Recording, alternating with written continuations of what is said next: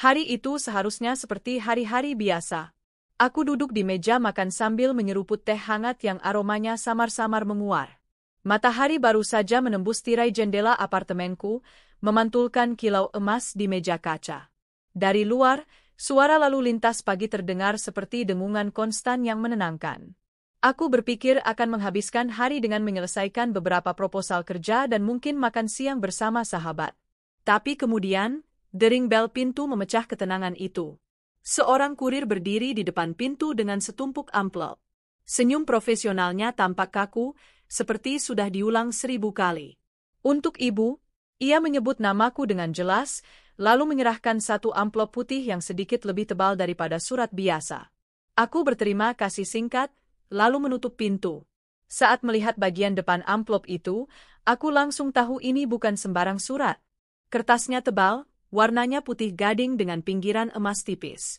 Tulisan nama penerima tercetak rapi dengan huruf timbul, tanda undangan formal, biasanya untuk acara yang dianggap istimewa. Aku duduk kembali di meja makan, meletakkan cangkir teh di sisi, dan mulai membuka amplop perlahan. Ada rasa penasaran, tapi juga sedikit waspada.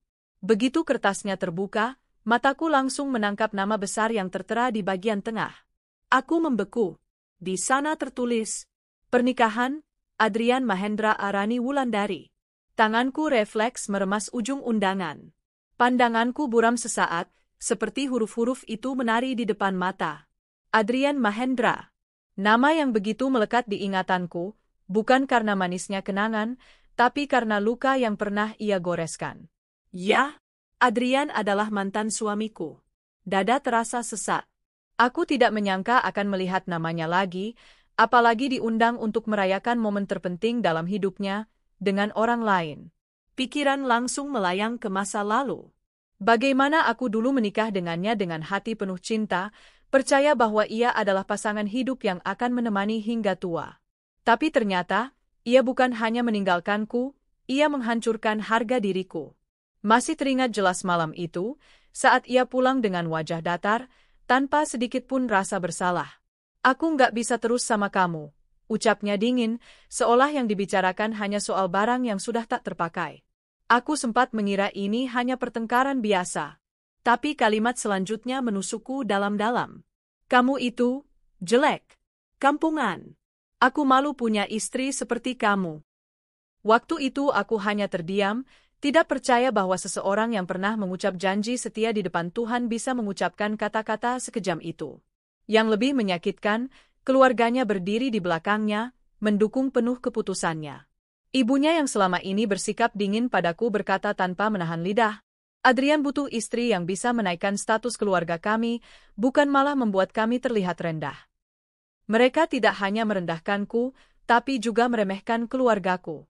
Sejujurnya, mungkin aku bisa menerima kalau perpisahan itu hanya karena perasaan yang memudar. Tapi alasan sebenarnya jauh lebih kotor, uang. Dulu, aku membawa warisan dari orang tuaku, sebidang tanah dan rumah besar peninggalan keluarga.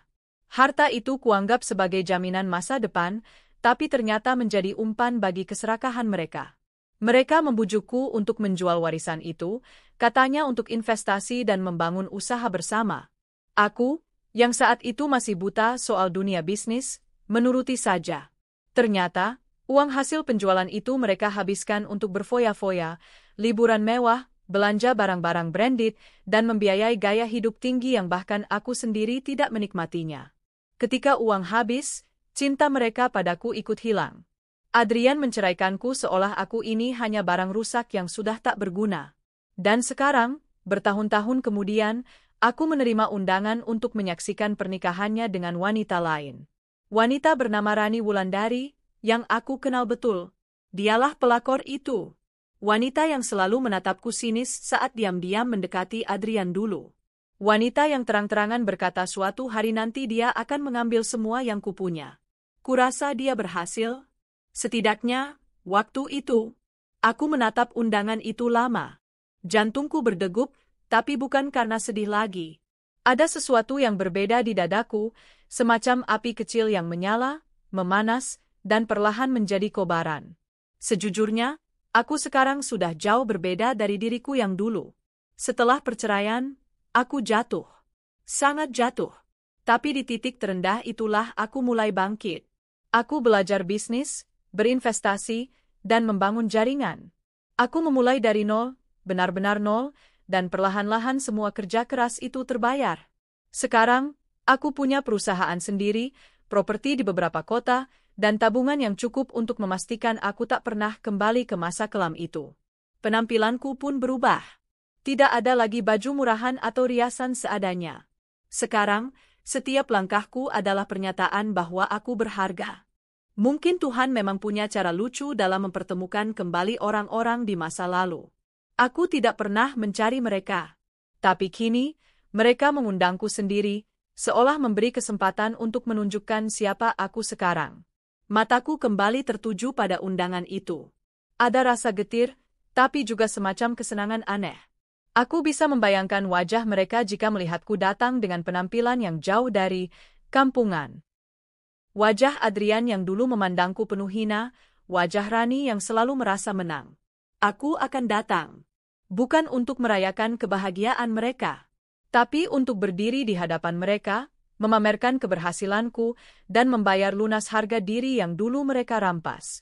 Aku akan datang sebagai wanita yang mereka kira tidak akan pernah bisa bangkit. Aku akan datang sebagai bukti bahwa hinaan mereka justru membuatku tak terkalahkan. Dan mungkin, hanya mungkin, aku akan membawa sesuatu yang mereka sangat cintai. Uang. Bukan untuk membantu mereka, tapi untuk membuat mereka mengerti bahwa harga diri mereka bisa kubeli dengan mudah. Hari itu, aku melipat kembali undangan tersebut dan menyelipkannya di meja kerja. Aku sudah tahu apa yang harus kulakukan. Aku tersenyum tipis sambil menatap keluar jendela.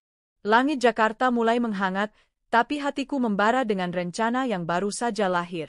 Baiklah, Adrian, Rani, kita akan bertemu lagi. Dan kali ini, bukan aku yang akan merasa rendah. Sore itu, setelah menerima undangan pernikahan dari Adrian dan Rani, aku duduk sendirian di ruang tamu apartemenku. Lampu belum kuhidupkan, hanya cahaya jingga senja yang menembus kaca jendela. Udara terasa berat, dan pikiranku mulai terlempar jauh ke masa lalu. Wajah-wajah itu muncul jelas di kepalaku. Adrian, mantan suamiku, ibunya yang selalu bersikap angkuh, kakak perempuannya yang cerewet, dan tentu saja, Rani, si pelakor yang selalu menempel seperti bayangan gelap. Aku masih ingat saat pertama kali dibawa Adrian ke rumah keluarganya. Waktu itu aku begitu naif. Aku mengira mereka akan menerimaku dengan tangan terbuka karena aku mencintai Adrian setulus hati.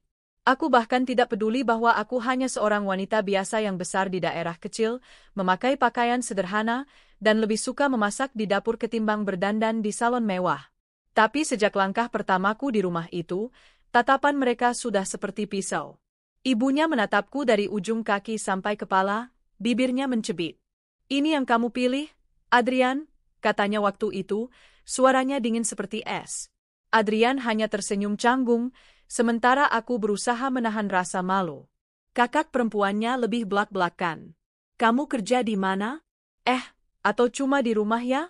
Nanti kalau ikut keluarga kami, harus bisa menyesuaikan gaya hidup." Kalimat itu diucapkan seperti peringatan, bukan sekadar basa-basi. Mereka tak tahu, atau mungkin tak peduli, bahwa aku sebenarnya punya harta warisan dari orang tuaku.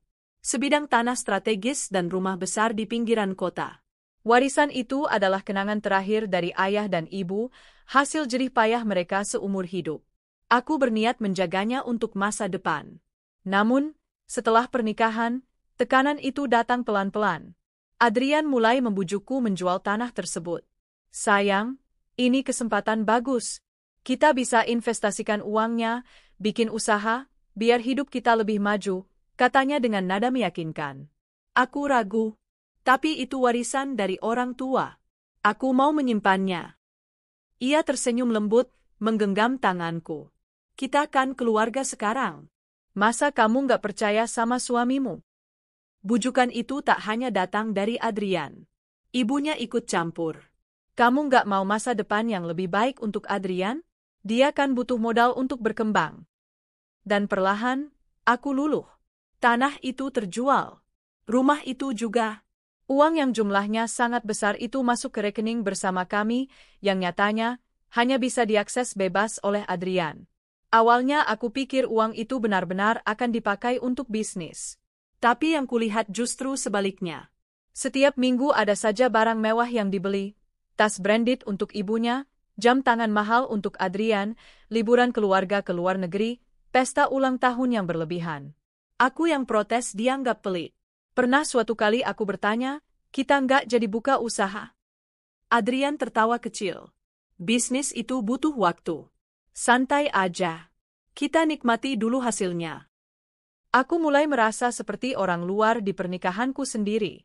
Aku bekerja keras mengurus rumah, sementara mereka berpesta dengan uang yang seharusnya menjadi masa depanku. Di tengah semua itu, muncullah Rani. Dia adalah teman lama Adrian yang tiba-tiba sering menghubungi. Awalnya aku mencoba berpikir positif, menganggap mereka hanya teman. Tapi naluriku mulai curiga saat Adrian sering pulang larut malam, mengaku sibuk, meeting. Suatu malam, aku tanpa sengaja membaca pesan di ponsel Adrian. Isinya terlalu jelas untuk disalahartikan, rayuan, rencana bertemu, dan candaan soal menghabiskan uang bersama. Hatiku hancur. Aku menatap Adrian saat ia masuk ke kamar, tapi ia malah marah karena aku membuka ponselnya. Kamu itu nggak percaya sama aku. Makanya aku muak hidup sama kamu, katanya dengan nada tinggi. Tak lama setelah itu, Adrian mulai sering membandingkan aku dengan Rani. Kamu nggak secantik dia. Dia lebih pintar bergaul, tahu cara bikin aku bangga di depan teman-teman. Kamu kampungan. Kata-kata itu seperti racun yang menetes sedikit demi sedikit, meracuni kepercayaan diriku. Puncaknya datang ketika uang warisan benar-benar habis. Semua barang mewah yang mereka beli tidak bisa dijual kembali untuk menutup gaya hidup mereka. Aku mulai menekan Adrian untuk mencari pekerjaan tetap, tapi jawabannya selalu sama. Bukan urusanmu. Aku nggak butuh diatur. Lalu, pada suatu pagi yang dingin, Adrian duduk di meja makan dengan wajah datar. Aku mau kita cerai, katanya tanpa prolog. Aku terdiam, menunggu ia menjelaskan. Kamu itu nggak cukup buat aku. Aku malu punya istri kayak kamu. Dan, aku sudah punya orang lain. Ia mengatakannya seolah ini adalah hal yang wajar. Aku tahu siapa orang lain itu. Dan aku tahu, keluarganya akan merestui. Perceraian itu berjalan cepat. Tidak ada pembagian harta karena semua sudah habis di tangan mereka. Aku keluar dari rumah itu hanya dengan koper berisi pakaian seadanya dan hati yang hancur berkeping-keping. Hari-hari setelahnya adalah masa tergelap dalam hidupku. Aku tidak hanya kehilangan suami, tapi juga harga diriku, rasa percaya pada orang lain, dan harta yang menjadi kenangan orang tuaku. Ada malam-malam ketika aku menangis sampai terisak tanpa suara, takut tetangga mendengar. Ada siang-siang ketika aku hanya duduk memandangi tembok, tak tahu harus mulai dari mana. Tapi entah dari mana, di dalam hatiku ada suara kecil yang berkata, bangkitlah. Jangan biarkan mereka menang. Maka aku mulai bekerja apa saja. Aku mengambil proyek kecil-kecilan, menjadi konsultan lepas, lalu belajar investasi. Aku membaca buku, mengikuti seminar, membangun jaringan bisnis. Prosesnya panjang, penuh kegagalan, tapi aku terus bertahan. Tahun demi tahun berlalu. Usahaku berkembang. Tabunganku bertambah. Aku membeli apartemen ini dengan uangku sendiri, bukan dari belas kasihan siapapun. Aku belajar merawat diri, mengenakan pakaian yang memancarkan kepercayaan diri, bukan sekadar mengikuti tren. Dan kini, disinilah aku, duduk di kursi empuk, memegang undangan pernikahan mantan suami yang dulu menceraikanku karena dianggap tidak pantas. Melihat nama Adrian dan Rani di satu kertas itu, aku sadar luka lama ini belum benar-benar sembuh. Tapi bedanya, kali ini aku tidak merasa kecil. Luka itu sudah mengeras menjadi bekas yang mengingatkanku betapa jauh aku telah melangkah. Aku bisa saja mengabaikan undangan ini. Tapi hatiku berkata lain. Aku ingin mereka melihat. Aku ingin mereka tahu bahwa wanita yang dulu mereka buang kini berdiri jauh lebih tinggi daripada yang pernah mereka bayangkan. Dan mungkin, hanya mungkin, aku akan mengembalikan semua pelajaran mereka dengan cara yang mereka mengerti. Uang. Aku meletakkan undangan itu di meja. Jemariku mengetuk permukaannya pelan, seperti menandai awal dari sesuatu yang besar. Aku akan datang, bisikku pada diriku sendiri. Dan kali ini, bukan aku yang akan pulang dengan rasa kalah. Aku selalu percaya bahwa titik terendah dalam hidup seseorang bisa menjadi batu loncatan atau kuburan. Dan aku menolak untuk menjadikan luka yang Adrian tinggalkan sebagai liang lahat bagi masa depanku. Setelah perceraian itu, aku benar-benar sendirian. Tidak ada suami yang membelaku, tidak ada keluarga mertua yang peduli, mereka justru lega aku pergi. Harta warisan orang tuaku lenyap, meninggalkan aku di sebuah kamar kontrakan kecil di pinggiran kota. Malam-malam pertama, aku hanya menangis. Aku merasa hina, tak berguna, dan tak punya apa-apa. Tapi suatu pagi, aku terbangun dengan mata bengkak dan pikiran yang anehnya terasa lebih jernih. Saat bercermin, aku melihat wajah yang kuanggap kalah, dan tiba-tiba aku muak melihatnya. Aku berkata pada diri sendiri di depan cermin itu, "Cukup, aku tidak akan membiarkan mereka mengenangku sebagai wanita yang kalah." Langkah pertamaku sederhana, bekerja. Aku menerima pekerjaan sebagai staf administrasi di sebuah perusahaan kecil. Gajinya tidak besar, tapi cukup untuk memulai. Aku bekerja dengan tekun, sering pulang larut malam demi mempelajari hal-hal baru. Di sela-sela itu, aku mengikuti kursus online gratis tentang keuangan dan investasi. Aku mulai menabung, jumlahnya kecil di awal, tapi aku memperlakukannya seperti nyawa. Setiap rupiah yang kutabung adalah bukti bahwa aku masih punya kendali atas hidupku. Beberapa bulan kemudian, aku memberanikan diri menawarkan jasa sebagai asisten virtual untuk pebisnis kecil. Itu pekerjaan tambahan di luar jam kantorku. Dari situ, aku mulai memahami ritme dunia bisnis, belajar bagaimana orang mengelola usaha, dan mengenal berbagai karakter pengusaha. Tahun pertama terasa seperti berjalan di lumpur. Lelah, lambat, tapi aku terus melangkah. Tahun kedua, usahaku mulai membuahkan hasil. Aku keluar dari pekerjaan kantoran dan fokus menjadi konsultan bisnis lepas. Klien-klienku bertambah, penghasilanku meningkat. Uang tabungan yang semakin besar membuatku berani mencoba investasi properti kecil. Aku membeli rumah tua, merenovasinya, lalu menjualnya kembali dengan harga lebih tinggi. Keberhasilan itu memberiku modal untuk proyek berikutnya. Tahun ketiga, aku sudah punya tim kecil yang membantuku mengelola proyek-proyek tersebut. Namaku mulai dikenal di kalangan pebisnis lokal. Namun, aku tidak hanya membangun kekayaan finansial. Aku juga membangun diriku sendiri. Aku belajar berbicara di depan umum, mengikuti seminar, dan mengasah keterampilan negosiasi. Aku mulai merawat penampilan, bukan untuk memuaskan pandangan orang, tapi untuk memantapkan rasa percaya diriku. Aku menyewa pelatih pribadi, belajar makeup profesional, dan memperbarui seluruh isi lemari pakaianku. Setiap langkah perubahan itu terasa seperti jahitan baru pada kain harga diriku yang dulu dirobek-robek. Pernah suatu kali, aku melihat Adrian dan Rani dari kejauhan, di sebuah mall mewah. Mereka tidak melihatku. Aku mengenakan gaun biru navy, dengan rambut disanggul rapi dan sepatu hak tinggi yang membuat langkahku mantap. Sekilas aku sempat terpikir untuk mendekati mereka, tapi aku menahan diri. Belum saatnya. Pertemuan itu harus terjadi di momen yang akan mereka ingat seumur hidup, momen di mana mereka tidak punya pilihan selain melihat siapa aku sekarang. Lalu, entah takdir atau kebetulan, undangan itu datang. Hari itu aku sudah bukan wanita yang dulu mereka hina. Aku punya 3 properti sewaan, portofolio investasi yang sehat, dan usaha yang terus berkembang. Aku bisa membeli tas branded setiap minggu kalau mau, tapi aku sudah tidak haus pengakuan dari barang-barang itu. Yang aku inginkan hanyalah satu, mereka melihat kebangkitan ini dengan mata kepala sendiri. Setelah menatap undangan itu lama, aku mulai merancang rencana. Pertama, penampilan. Aku ingin terlihat memukau, tapi bukan dengan cara murahan. Gaun panjang berpotongan elegan, sepatu hak tinggi yang memancarkan keanggunan, dan perhiasan yang cukup berkilau untuk membuat orang menoleh 2 kali.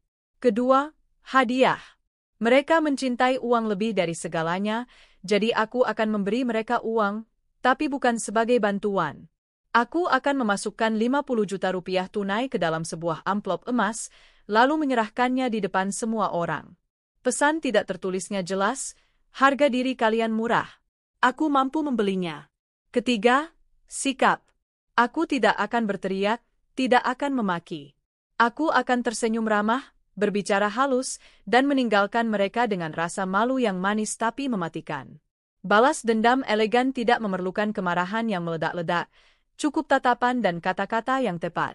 Selama beberapa minggu menjelang pernikahan itu, aku mempersiapkan segalanya. Aku memesan gaun rancangan desainer, mengatur jadwal perawatan tubuh dan wajah, dan memesan perhiasan khusus untuk acara tersebut. Aku juga menyewa sopir pribadi untuk mengantarku ke lokasi pernikahan. Aku ingin tiba dengan gaya yang tak terlupakan, tidak berlebihan, tapi cukup untuk membuat bisik-bisik kagum di antara tamu. Di malam hari, aku duduk di meja kerjaku, membuka laptop, dan menatap saldo rekeningku. Angka yang terpampang di layar adalah hasil kerja keras bertahun-tahun, bukti bahwa aku bisa berdiri di atas kakiku sendiri. Dan di sudut meja, undangan itu masih tergeletak, menjadi pengingat tujuan yang akan segera kutuntaskan. Aku tahu sebagian orang mungkin akan mengatakan balas dendam itu tidak perlu, bahwa aku harus melupakan masa lalu. Tapi bagi diriku, ini bukan hanya soal dendam. Ini soal menutup lingkaran yang pernah robek. Aku tidak akan datang untuk merusak pesta mereka. Aku akan datang untuk membuktikan bahwa wanita yang dulu mereka buang sekarang adalah wanita yang tak bisa diremehkan. Dan setelah itu, aku akan pergi, meninggalkan mereka untuk menghadapi kenyataan bahwa mereka melepaskan sesuatu yang jauh lebih berharga daripada semua uang yang pernah mereka habiskan. Malam sebelum hari pernikahan itu, aku berdiri di depan cermin, mencoba gaunku sekali lagi. Gaun satin hitam berpotongan sederhana namun memeluk tubuhku dengan pas, memancarkan aura keanggunan dan kekuatan. Rambutku akan ditata dalam sanggul rendah, memperlihatkan leher jenjangku yang dihiasi kalung berlian. Aku tersenyum pada bayangan di cermin. Bukan lagi senyum pahit yang dulu sering terpaksa ku tampilkan. Ini adalah senyum seorang pemenang yang tahu bahwa esok hari akan menjadi panggungnya. Besok, mereka akan melihat. Dan mereka akan mengerti. Seminggu sebelum hari itu, aku merasa seperti seorang jenderal yang sedang merencanakan strategi perang. Bukan perang dengan senjata, tapi dengan penampilan, kata-kata, dan sikap yang akan meninggalkan bekas dalam pikiran musuh. Kali ini, medan perangnya adalah sebuah gedung pernikahan megah, dan musuhku adalah masa laluku. Pertama-tama, aku mulai dengan daftar prioritas. Penampilan yang memukau, tapi elegan. Aku tidak ingin terlihat seperti sedang mencoba terlalu keras. Aku ingin mereka melihatku dan berpikir, dia berbeda, dia jauh lebih berkelas dari yang kita ingat. Aku memilih gaun rancangan desainer lokal ternama, potongan mermaid dengan belahan halus di kaki, berwarna merah marun yang pekat, warna yang melambangkan kekuatan dan kemewahan, bukan sekadar sensualitas murahan. Aksesori yang berbicara tanpa kata-kata. Sepasang anting berlian besar, kalung sederhana namun mahal, dan cincin berlian di tangan kanan. Semuanya dipilih bukan hanya karena cantik, tapi karena aku tahu satu pandangan saja akan cukup membuat orang bertanya-tanya berapa nilainya. Riasan wajah yang mengubah kesan. Bukan makeup tebal yang berteriak minta perhatian, tapi riasan flawless yang membuat kulitku bercahaya, mata tajam namun lembut, dan bibir merah wine yang memancarkan aura percaya diri. Tiba dengan cara yang tak terlupakan. Aku menyewa mobil sedan mewah dengan sopir bersetelan rapi. Tidak perlu limo mencolok, justru kemewahan yang understated akan membuat mereka bertanya-tanya seberapa sukses aku sekarang. Tapi penampilan hanyalah permukaan. Bagian terpenting dari rencana ini adalah psikologi. Aku tidak akan datang sebagai tamu yang marah atau penuh dendam. Aku akan datang sebagai tamu terhormat yang kebetulan adalah mantan istri mempelai pria. Aku sudah membayangkan bagaimana aku akan melangkah ke dalam ruangan itu. Tenang, tersenyum, dan seolah benar-benar bahagia melihat mereka menikah. Aku akan menyapa dengan sopan, memuji dekorasi, bahkan memberi selamat dengan nada tulus, tapi di balik itu, setiap kata akan menjadi jarum yang menusuk mereka perlahan. Dan kemudian, bagian puncak, hadiah. Aku menyiapkan sebuah amplop tebal berwarna emas, dengan inisial namaku di pojok kanan. Di dalamnya, tepat 50 juta rupiah tunai, tertata rapi dalam pecahan baru. Aku memilih uang tunai, bukan transfer, Karena aku ingin mereka merasakan fisiknya, aroma uang baru yang mereka cintai itu. Di luar amplop, aku akan menuliskan kalimat singkat dengan tulisan tanganku. Untuk modal rumah tangga kalian. Semoga cukup. Hanya 6 kata, tapi aku tahu setiap hurufnya akan membakar hati mereka. Malam-malam menjelang acara, aku melatih ekspresiku di depan cermin. Bagaimana cara tersenyum tanpa terlihat sombong, bagaimana nada suara yang terdengar ramah tapi menyiratkan kemenangan. Aku bahkan memikirkan cara berdiri, cara mengangkat gelas saat memberi toast, dan kapan waktu yang tepat untuk menyerahkan amplop itu. Rencanaku sederhana. Aku akan menunggu hingga momen di mana banyak tamu berkumpul di sekitar pasangan pengantin, mungkin saat sesi foto bersama atau saat mereka berkeliling menyapa tamu. Aku akan maju perlahan, menyerahkan amplop itu sambil berkata lantang, cukup keras untuk didengar orang-orang di sekitar. Lalu, aku akan tersenyum dan melangkah pergi sebelum mereka sempat memproses sepenuhnya. Tentu saja, aku juga mempersiapkan tameng mental. Aku tahu mereka akan mencoba memancingku, mungkin dengan komentar sinis atau ejekan halus. Tapi aku sudah berjanji pada diriku sendiri untuk tidak terpancing. Reaksi terbaik terhadap orang seperti mereka adalah menunjukkan bahwa aku sudah terlalu tinggi untuk tersentuh oleh hinaan mereka. Dan kalaupun ada orang yang mencoba menanyakan masa laluku, aku akan menjawab singkat, dengan senyum yang penuh arti. Ah, itu cerita lama. Yang penting sekarang, aku bahagia. Di luar strategi untuk mereka, aku juga memikirkan bagaimana menghadapi tamu lain, terutama saudara-saudara yang dulu percaya pada gosip keluarga Adrian. Banyak dari mereka dulu memandangku rendah, percaya bahwa aku tidak pantas untuk Adrian. Sekarang, mereka akan melihatku dengan mata kepala sendiri. Aku membayangkan mereka akan saling berbisik saat melihatku, membicarakan penampilanku, mencoba menebak apa pekerjaanku sekarang, dan, yang paling memuaskan, membandingkanku diam-diam dengan pengantin wanita yang mereka anggap lebih pantas. Seminggu menjelang acara, aku juga mengatur detail kecil yang mungkin terlihat sepele tapi penting. Parfum yang akan kupakai, aroma bunga mawar dengan sentuhan vanila yang elegan, warna kuku, merah marun gelap senada gaun, dan bahkan model clutch bag tempat aku menyimpan amplop itu. Semua dipilih dengan tujuan yang sama, menciptakan kesan kesempurnaan yang sulit dilupakan. Malam sebelum hari H, aku duduk sendirian di ruang tamu apartemenku. Di meja, gaun sudah tergantung rapi di dalam cover pelindung, sepatu hak tinggi berada di bawahnya, dan amplop emas itu terletak tepat di tengah meja seperti mahkota di atas singgasananya. Aku menatap amplop itu lama. Ada rasa puas melihat hasil kerja keras yang akan menjadi senjata besok. Aku teringat bagaimana dulu mereka menguras semua yang kupunya tanpa rasa bersalah. Dan kini, aku akan menyerahkan uang ini dengan tangan terbuka, bukan karena aku kalah, tapi karena aku bisa. Aku memejamkan mata, membayangkan ekspresi mereka. Adrian, dengan senyum sok ramahnya, akan mencoba menyembunyikan keterkejutan. Rani, yang dulu begitu terobsesi dengan uang, akan terperangah melihat jumlahnya, tapi di saat yang sama merasa seperti sedang menerima sedekah. Keluarga mereka akan mencoba bersikap seolah itu biasa saja, tapi aku tahu di dalam hati mereka, rasa malu akan merayap seperti racun. Itu yang kuinginkan, balas dendam tanpa harus berteriak. Luka yang mereka rasakan tidak akan berdarah di luar, tapi akan membekas di dalam, selamanya. Jam di dinding berdentang pelan. Besok adalah harinya. Aku berdiri, mengambil amplop itu, lalu menyelipkannya ke dalam clutch. Setelah itu, aku menatap cermin sekali lagi. Wajah yang menatap balik kepadaku bukan lagi wajah wanita yang dulu menangis di sudut kamar kontrakan. Ini adalah wajah seorang pemenang. Besok, permainan dimulai, bisikku pada diriku sendiri.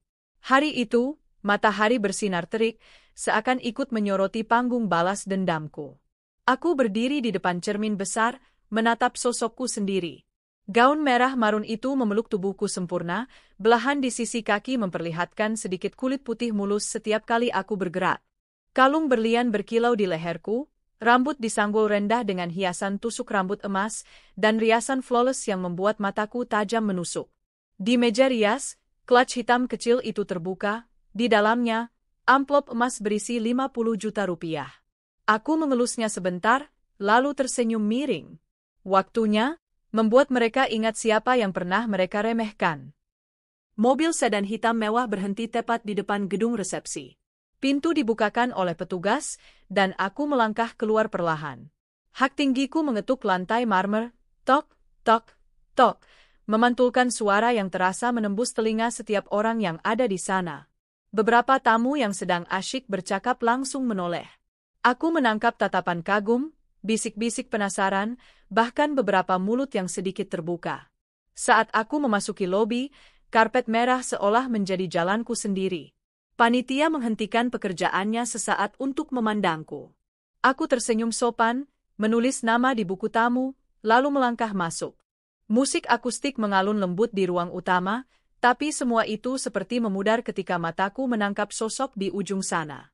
Adrian, berdiri dengan jas abu-abu gelap, tersenyum menyambut tamu. Di sampingnya, Rani dalam gaun putih berkilau, senyum lebarnya seperti topeng porselen. Saat mata kami bertemu, waktu seperti berhenti. Adrian membeku sepersekian detik. Rani langsung menatapku dari atas ke bawah, lalu mencoba tersenyum, tapi aku bisa melihat kilatan tidak nyaman di matanya. Mereka mengenaliku. Dan jelas, mereka tidak siap menghadapi aku versi ini. Antrian tamu bergerak lambat. Aku melangkah maju dengan penuh percaya diri, membiarkan setiap langkahku diperhatikan. Bisik-bisik mulai terdengar. Itu mantan istrinya, kan? Kok cantik banget sekarang? Pantasannya sukses, lihat penampilannya. Semakin dekat aku dengan pelaminan, semakin banyak kepala yang menoleh. Akhirnya, aku berdiri tepat di depan mereka. Adrian menyodorkan tangan, senyum kaku menghias wajahnya. Selamat siang, lama tak bertemu, katanya datar. Aku menyambut tangannya sebentar, menatapnya dalam. Lama sekali. Selamat ya, Adrian. Lalu aku menoleh pada Rani. Kamu juga, Rani, akhirnya dapat juga yang kamu mau, ya? Kalimat itu ringan, tapi cukup untuk membuat rahang Rani menegang. Aku membuka clutch, mengeluarkan amplop emas itu, lalu mengangkatnya tinggi-tinggi. Suara musik seperti menghilang, digantikan hening aneh dari para tamu. Ini, kataku lantang, memastikan semua orang di sekitar mendengar. 50 juta rupiah. Uang tunai. Hadiah untuk pengantin baru. Aku menatap Adrian sebentar, lalu Rani. Aku tahu kalian suka uang, jadi ku persembahkan ini, supaya kalian bisa berfoya-foya seperti dulu. Tanpa menunggu mereka menyambut, aku melempar amplop itu tepat di depan mereka. Amplop itu jatuh di pelaminan, terbuka sedikit, memperlihatkan kilau lembaran uang 100 ribuan yang terlipat rapi. Keributan kecil langsung terjadi. Beberapa tamu terkejut, beberapa tertawa kecut, dan beberapa lagi langsung berbisik-bisik heboh. Dia melempar uang? Itu kan mantan istri Adrian. Dulu katanya jelek dan kampungan, tapi lihat dia sekarang. Beberapa bahkan mulai bertanya keras-keras, tanpa peduli pengantin mendengar. Kalau secantik itu, sukses dan kaya, kenapa ditinggalin? Gila apa? Aku belum selesai. Mataku beralih pada mantan mertuaku yang duduk di kursi kehormatan. Wajahnya memucat ketika aku melangkah ke arahnya. Aku mengeluarkan segepok uang lagi dari clutch, tak pakai amplop kali ini, dan meletakkannya di meja di depannya dengan bunyi plak. Ini untuk ibu, sebagai ganti warisan orang tuaku yang kalian habiskan untuk berfoya-foya sebelum menceraikanku. Anggap saja, aku beli kembali harga diri kalian. Ruangan mendadak semakin riuh. Beberapa tamu langsung menutup mulut dengan tangan, tapi mata mereka berbinar menahan gosip. Aku berbalik, kembali berjalan menyusuri karpet merah. Semua mata mengikutiku. Bisik-bisik semakin nyaring. Dia benar-benar bersinar, seperti artis. Cuma datang sebentar, tapi bikin semua orang ingat dia. Kalau aku jadi Adrian, aku nggak akan pernah ceraikan dia. Begitu sampai di pintu keluar, aku menoleh sekali lagi ke arah pelaminan. Adrian dan Rani masih terpaku di tempat, wajah mereka campuran malu, marah, dan terkejut. Mantan mertuaku memegang uang itu, tidak tahu harus berbuat apa. Aku tersenyum tipis, mengangkat tangan kecil sebagai salam perpisahan, lalu melangkah keluar. Hari itu, Aku bukan hanya datang ke pernikahan mereka, aku mencuri panggungnya. Langkah-langkahku bergema di koridor luar gedung resepsi. Udara sore menerpa wajahku, membawa sedikit aroma bunga dari taman di halaman. Tapi di belakang sana, di dalam ruangan itu, badai sedang berkecamuk. Aku tahu, pesta itu tak akan sama lagi sejak aku meninggalkan panggungnya. Ketika aku sampai di pelataran parkir, suara musik dari dalam gedung terdengar sumbang, bukan karena alat musiknya rusak, tapi karena suasana yang sudah berubah. Sopirku menunggu di samping mobil. Sudah selesai, Bu? Tanyanya sambil membukakan pintu. Aku tersenyum tipis. Lebih dari selesai. Aku baru saja mengembalikan sesuatu yang dulu mereka ambil, tapi dengan cara yang akan mereka ingat seumur hidup. Aku masuk ke dalam mobil. Saat pintu menutup, kaca film gelap itu memisahkanku dari keramaian. Tapi meski mobil mulai berjalan, pikiranku tetap tertuju pada mereka di dalam. Di dalam ruangan, setelah kepergianku, bisik-bisik semakin liar. Beberapa tamu menghampiri meja makan sambil membicarakan adegan tadi. 50 juta, dilempar gitu aja? Itu bukan cuma uang. Itu tamparan. Dulu katanya dia cuma gadis kampung, sekarang? Lihat sendiri tadi. Rani duduk di pelaminan dengan senyum kaku. Di balik make-up tebalnya, keringat mulai membasahi pelipis. Tangannya menggenggam buket bunga begitu erat, sampai beberapa kelopaknya hancur. Adrian mencoba mengajak tamu foto, tapi hampir semua orang yang berdiri di dekatnya justru menyinggung kejadian tadi. Wah, mantan istri kamu cantik sekali sekarang. Dulu kenapa cerai, sih? Kalau dia yang jadi pengantin, kayaknya lebih cocok, ya. Kalimat-kalimat itu terdengar seperti candaan ringan, tapi bagi Adrian, rasanya seperti peluru yang menghantam dada satu persatu. Mantan mertuaku, Ibu Adrian, masih memandangi setumpuk uang di meja. Beberapa kerabat mendekat, pura-pura memuji hadiah itu, padahal mata mereka memandang sinis. Wah, lumayan nih, Bu. Buat modal bulan madu, kata salah satu bibi jauh, dengan nada setengah mengejek. Ibu Adrian tersenyum hambar, tapi matanya gelap. Uang itu seperti bukti telanjang dari masa lalu mereka. Bagaimana mereka menghabiskan warisan orang tuaku demi kesenangan sendiri, lalu menendangku pergi tanpa rasa bersalah. Sementara itu, gosip mulai mengalir seperti air di sela-sela meja makan, lalu tumpah keluar ruangan. Beberapa tamu langsung memotret sisa amplop yang jatuh di pelaminan dan mengunggahnya ke media sosial. Caption-caption bernada pedas pun muncul. Pernikahan jadi ajang balas dendam kelas high-end. Mantan datang, meninggalkan uang, meninggalkan luka. Kalau secantik itu, yang ninggalin siapa? Salah langkah besar. Tak butuh waktu lama, telepon genggam para tamu mulai bergetar. Notifikasi komentar dan pesan masuk membanjiri. Nama Adrian dan Rani mulai jadi bahan perbincangan panas malam itu. Sudut pelaminan, Rani akhirnya tak bisa menahan bisiknya pada Adrian. Kamu nggak bilang kalau dia secantik itu sekarang. Adrian hanya terdiam. Ada rasa getir di lidahnya. Dulu, dia ingat jelas saat menyebutku, tidak menarik, di depan keluarganya. Dia pikir, dia bisa mendapatkan wanita yang lebih cantik dan lebih kaya sekaligus Ya, dia mendapatkan Rani, yang memang tampak cantik dan memikat, tapi kecantikannya adalah permainan make-up, dan kekayaannya ternyata tak sebesar yang dia kira. Kini, di hadapan semua orang, perbandingan itu mencolok. Aku bukan hanya cantik, aku juga memancarkan sesuatu yang Rani tak punya, kelas dan percaya diri yang lahir dari keberhasilan nyata. Beberapa tamu pria, bahkan yang masih duduk di meja makan, diam-diam memuji aku dalam obrolan mereka. Kalau tadi dia nggak bilang itu mantan, aku kira dia istri pejabat atau pengusaha besar. Adrian kebodohan abad ini, ninggalin wanita seperti itu. Rani semakin panas mendengar gumaman-gumaman itu. Ia meremas tangan Adrian di bawah meja. Kita harus ganti topik. Aku nggak mau semua orang ngomongin dia, katanya. Tapi semua usahanya sia-sia. Ketika MC mencoba menghidupkan suasana lagi, beberapa tamu masih membicarakan adegan amplop itu. Bahkan ada yang dengan sengaja minta MC memanggil pengantin baru untuk berfoto bersama hadiah 50 juta, hanya untuk melihat reaksi mereka. Malam semakin larut, tapi rasa malu itu justru semakin dalam. Adrian, yang biasanya percaya diri, kini sulit menatap mata para tamu. Dalam benaknya, kilasan wajahku saat berjalan meninggalkan pelaminan terus terputar.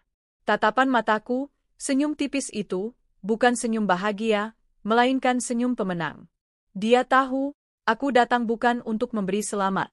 Aku datang untuk menunjukkan bahwa semua hinaan mereka dulu adalah kebohongan besar. Aku datang untuk mengembalikan luka, tapi dibungkus dalam kemewahan yang tak bisa mereka sangkal. Setelah acara selesai, kabar itu sudah menyebar di lingkaran keluarga besar, teman-teman kuliah Adrian, bahkan ke rekan bisnisnya. Beberapa pesan masuk ke ponsel Adrian. Gue liat di Instagram, gila, mantan lu sekarang sukses banget. Nyesel enggak? Kalau lu nggak cerai, hidup lu pasti udah jauh lebih enak. Adrian menutup ponselnya dengan kasar. Tapi di hatinya, rasa penyesalan mulai tumbuh, pelan tapi pasti. Penyesalan yang ia tahu, tak akan pernah bisa ia tebus. Sementara aku, di rumahku yang megah, duduk santai di balkon sambil menyesap segelas anggur merah. Ponselku terus berbunyi, teman-teman, kolega bisnis, bahkan kenalan lama mengirimkan pesan. Beberapa memberi tepuk tangan virtual atas aksi hari ini. Yang lain sekadar mengirimkan emoji api dan tepuk tangan. Aku membaca semua itu sambil tersenyum. Aku tidak pernah kalah, aku hanya menunggu saat yang tepat, bisikku pada diri sendiri. Balas dendamku sudah selesai. Tapi efeknya baru saja dimulai. Dan aku tahu, reputasi mereka tak akan pernah kembali seperti semula. Hari-hari setelah pesta pernikahan itu, aku nyaris tak perlu melakukan apapun. Dunia sosial yang pernah mereka banggakan kini menjadi senjata yang berbalik melawan mereka. Media sosial adalah iblis kecil yang tak pernah tidur. Video singkat saat aku melempar amplop berisi uang ke pelaminan beredar di mana-mana. Ada yang memperlambat gerakan itu, menambahkan musik dramatis, bahkan ada yang membuat meme membandingkan wajah Rani dan wajahku. Di kolom komentar, orang-orang yang dulu tidak mengenalku ikut menulis. Queen move. Bayar harga diri mereka pakai uang, lalu pergi anggun. Sekali dilempar uang, sekali juga hilang harga diri. Kalau ninggalin wanita secantik itu, artinya matanya buta atau otaknya kosong. Keluarga mantan yang dulu begitu tinggi hati kini mulai menghindari acara-acara sosial. Mereka tahu setiap kali muncul, akan ada bisikan, tawa kecil, atau tatapan penuh sindiran. Ibu Adrian, yang dulu dengan bangga memperkenalkan, menantu pilihan, kepada semua orang, kini hanya keluar rumah untuk hal-hal penting saja. Bahkan arisan yang dulu jadi kebanggaannya mulai jarang ia datangi. Tak lama setelah pernikahan, gosip lain mulai merebak, Rani ternyata tidak sekaya yang dibayangkan. Kekayaan keluarganya sebagian besar hanyalah ilusi dari gaya hidup konsumtif. Beberapa bisnis yang diklaim keluarga Rani ternyata sedang merugi. Adrian, yang dulu merasa bisa hidup enak hanya dengan mengandalkan istri kaya, mulai merasakan kenyataan pahit. Pekerjaan yang ia jalani hanya bertahan sebentar karena gosip tentang pernikahan itu juga sampai ke telinga rekan kerjanya. Beberapa klien bisnis bahkan terang-terangan menyindir saat bertemu. Ini yang nikahnya dikasih, uang saku, sama mantan, ya. Kata, uang saku, itu menjadi julukan yang melekat. Setiap kali ia mendengarnya, darahnya mendidih. Tapi ia tak bisa marah, karena itu memang terjadi. Masalah keuangan mulai menekan. Cicilan rumah baru yang ia beli bersama Rani mulai terasa berat. Gaya hidup yang dulu ia banggakan, liburan mewah, belanja barang bermerek, perlahan harus dikurangi. Namun mengurangi gaya hidup sama saja dengan memotong sayap Rani. Wanita itu terbiasa dipuja dengan kemewahan, dan saat kemewahan itu berkurang, emosinya meledak. Pertengkaran menjadi makanan sehari-hari. Aku nggak menikah untuk hidup susah, Adrian, bentak Rani suatu malam. Kamu pikir aku mau begini? Balas Adrian. Kalau dulu kamu nggak ninggalin dia, mungkin sekarang kita nggak perlu mikirin uang sama sekali. Kalimat itu seperti belati yang menusuk langsung ke egonya. Adrian benci mengakuinya, tapi di lubuk hatinya yang paling dalam, ia tahu Rani benar. Sementara itu, aku menjalani hari-hariku dengan damai dan kaya. Perusahaanku semakin berkembang. Aku membeli properti baru di pusat kota, menghadiri gala dinner, dan menjadi pembicara di seminar kewirausahaan. Namaku mulai dikenal di lingkaran bisnis dan sosial, bukan hanya sebagai wanita sukses, tapi juga sebagai sosok yang elegan namun tegas. Beberapa media bahkan mengundangku untuk wawancara. Salah satu wartawan sempat bertanya, "Benarkah Anda menghadiri pernikahan mantan suami dan memberikan amplop berisi uang dalam jumlah besar?" Aku hanya tersenyum. Saya hanya membayar utang lama, bukan dengan kebencian, tapi dengan keberhasilan. Jawaban itu menjadi kutipan viral. Orang-orang menyebutku the woman who turned pain into power. Waktu berjalan. 3 bulan setelah pernikahan itu, aku mendengar kabar yang membuatku tersenyum tipis. Rumah tangga Adrian dan Rani retak. Rani pulang ke rumah orang tuanya, membawa sebagian barang yang ia beli sendiri. Beberapa tetangga mereka bilang, sudah lama Rani jarang terlihat di rumah itu. Tak lama, muncul kabar perceraian. Meski aku tak mencari tahu detailnya, desas-desus yang kudengar cukup untuk membuatku tahu, perpisahan itu tidak manis. Rani pergi setelah tahu keuangan Adrian benar-benar berantakan, bahkan tabungan mereka nyaris habis. Ada yang mengatakan, dalam salah satu pertengkaran terakhir, Rani melemparkan kalimat ini. "Kamu meninggalkan emas demi kaca imitasi. Sekarang kacanya pecah, kamu cuma punya tangan kosong." Ironi yang sempurna. Aku duduk di ruang kerjaku, memandangi laporan keuangan bisnis yang terus naik. Di meja, ada satu foto lamaku, foto saat aku masih bersama Adrian. Bukan untuk mengenang, tapi sebagai pengingat dari mana aku memulai. Aku melihat wajahku yang dulu pucat, pakaian sederhana, dan tatapan yang penuh ketakutan. Perlahan, aku meletakkan foto itu di laci, menguncinya. Masa lalu itu tak lagi menahanku. Aku bukan korban. Aku adalah pemenang yang membalikkan keadaan. Malam itu, saat menghadiri sebuah pesta amal, aku bertemu beberapa orang yang juga hadir di pernikahan itu. "Wah, kamu ingatkan semua orang, kalau balas dendam terbaik adalah hidup dengan luar biasa," kata salah satu pengusaha senior padaku. Aku hanya tersenyum. "Saya tidak balas dendam, Pak. Saya hanya membuktikan kalau orang yang diremehkan bisa berubah menjadi orang yang tak tergantikan." Tapi di dalam hatiku, aku tahu, sedikit rasa puas itu tetap ada. Aku tidak membiarkan kebencian mengendalikan hidupku, tapi aku juga tidak membiarkan mereka lolos tanpa rasa malu. Beberapa bulan kemudian, aku mendapat kabar terakhir tentang Adrian. Ia menjual rumahnya dengan harga rugi untuk melunasi utang. Ia kembali tinggal di rumah orang tuanya, yang juga mulai kesulitan finansial karena bisnis keluarga mereka jatuh. Dunia sosial yang dulu mereka gunakan untuk merendahkanku kini menutup pintu rapat-rapat untuk mereka. Aku hanya mendengar kabar itu sekilas, lalu kembali sibuk dengan hidupku. Aku tak punya alasan lagi untuk menoleh ke belakang. Suatu sore, aku berdiri di balkon apartemen mewahku, memandangi matahari yang perlahan tenggelam di balik gedung-gedung tinggi. Angin membawa aroma laut dari kejauhan. Di bawah sana, kehidupan terus berjalan, orang datang dan pergi, cerita cinta dimulai dan berakhir, tapi satu hal yang pasti, harga diri tidak pernah bisa dibeli kembali setelah kau menjualnya dengan murah. Aku mengangkat gelas wainku, membisikkan kalimat yang hanya aku dengar. Aku tidak pernah kalah. Aku hanya menunggu waktu yang tepat, dan waktu itu sudah datang. Dengan itu, aku melangkah masuk, menutup pintu balkon. Masa lalu terkunci di luar. Masa depan menunggu di dalam. Dan aku benar-benar bebas. Waktu punya caranya sendiri untuk menyeleksi siapa yang pantas bertahan dalam hidup kita. Ada yang hadir untuk memberi kebahagiaan, ada yang hadir untuk memberi pelajaran, dan ada yang hadir hanya untuk menguji seberapa kuat kita bertahan ketika semua pintu tertutup. Adrian, mantan suamiku, adalah ujian terberat sekaligus guru terbesar dalam hidupku. Bukan guru yang mengajarkan kebaikan, tapi guru yang tanpa sadar memaksaku belajar bertahan, bangkit, dan membentuk diriku yang sekarang. Jika dulu ia tidak menghinaku, mungkin aku tidak akan pernah mengerti betapa pentingnya menghargai diri sendiri. Jika dulu keluarganya tidak mengusirku, mungkin aku tidak akan pernah keluar dari zona nyaman. Jika dulu ia tidak meninggalkanku untuk wanita lain, Mungkin aku tidak akan pernah tahu bahwa aku bisa hidup tanpa siapapun, bahkan tanpa orang yang dulu kusebut suami. Beberapa orang bilang aku kejam karena datang ke pernikahan itu dan melempar uang di depan semua orang.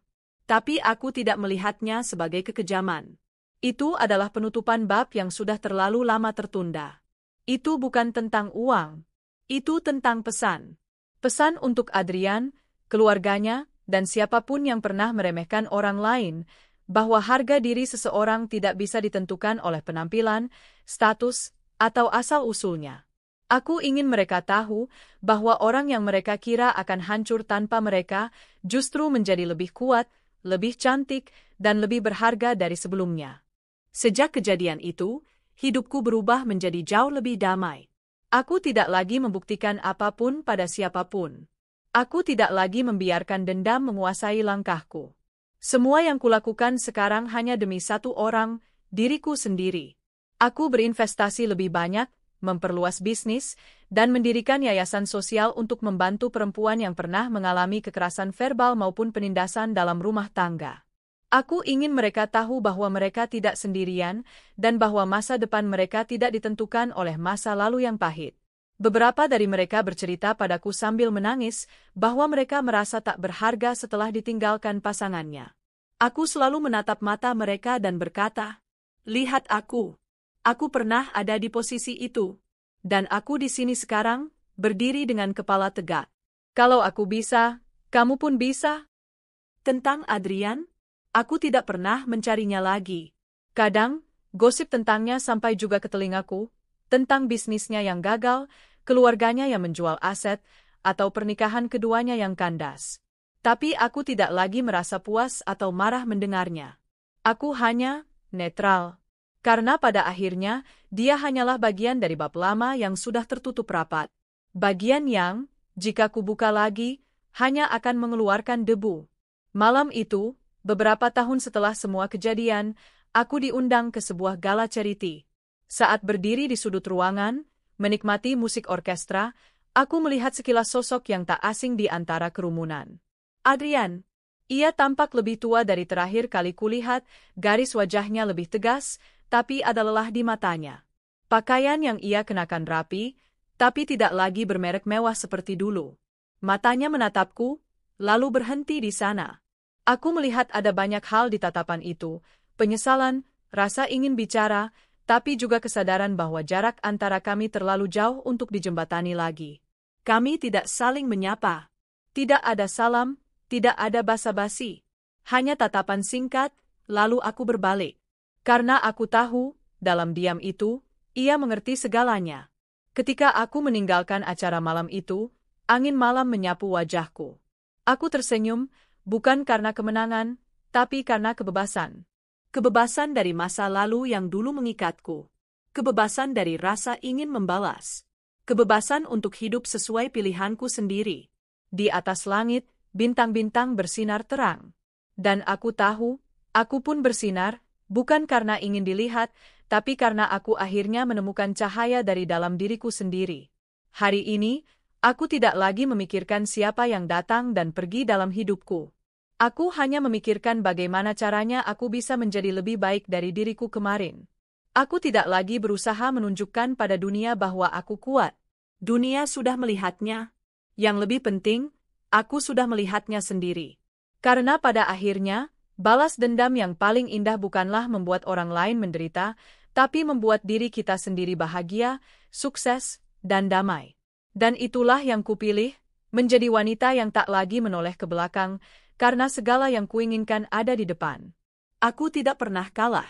Aku hanya menunggu waktu yang tepat, dan waktu itu akan selalu ada, selama aku percaya pada diriku sendiri. Dengan keyakinan itu, aku melangkah pulang, meninggalkan masa lalu untuk selamanya.